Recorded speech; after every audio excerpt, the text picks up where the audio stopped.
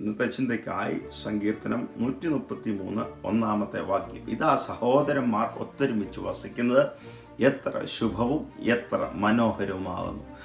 ദൈവം നമ്മളെക്കുറിച്ച് ആഗ്രഹിക്കുന്നത്, ദൈവത്തിൻ്റെ ആഗ്രഹം സഹോദരന്മാർ ഒത്തൊരുമിച്ചുള്ള ഒരു വാസമാണ്. ദൈവസന്നിധിയിൽ നമ്മൾ ദൈവമക്കൾ നമ്മുടെ സഭകളിൽ നമ്മൾ മറ്റുള്ളവരുമായി ഒത്തൊരുമിച്ചൊരു വാസമാണ് ദൈവം ആഗ്രഹിക്കുന്നത്. പിതാവ് പുത്രൻ പരിശുദ്ധാത്മാവ് ത്രിയേക ദൈവത്തിൻ്റെ അകത്ത് ഉള്ള ഒരു കൂട്ടായ്മ പോലെ നമ്മളും ദൈവവുമായിട്ടൊരു കൂട്ടായ്മയും ഉണ്ടായിരിക്കണം. സ്തോത്രം. ദൈവവുമായിട്ടൊരു ഒത്തൊരുമിച്ചൊരു വസിപ്പ് ഉണ്ടായിരിക്കണം. ഉൽപ്പത്തി പുസ്തകത്തിലേക്ക് വരുമ്പോൾ 13-ാം അധ്യായത്തിൻ്റെ 6-ാമത്തെ വാക്യത്തിൽ ഇതിനെതിരെ ഒരു മണ്ഡലമുണ്ട്.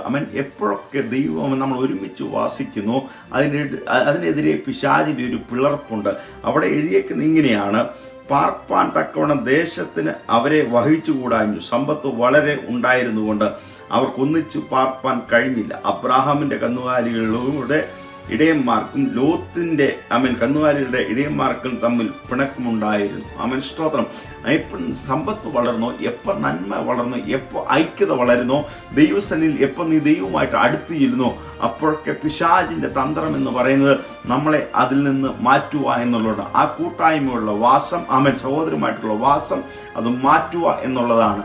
അതിനെ തിരിച്ചറിഞ്ഞുകൊണ്ട് ഈ ദിവസങ്ങളിൽ നമ്മുടെ ജീവിതത്തിൽ നമ്മുടെ സഹോദരന്മാരും ദൈവമായിട്ടും ഒരു നല്ല ബന്ധം നിനക്കുണ്ടായിരിക്കണം. ദൈവമായിട്ടൊരു നല്ല കൂട്ടായ്മ, നിന്റെ ചുറ്റുമുള്ള ദൈവമക്കളുമായൊരു കൂട്ടായ്മ, അങ്ങനെ ഒരു ജീവിതത്തിലേക്ക് നമുക്ക് മുന്നേറാം. അങ്ങനെയുള്ള കാര്യങ്ങൾ നമ്മുടെ ജീവിതത്തിൽ നിവൃത്തിയാകണം.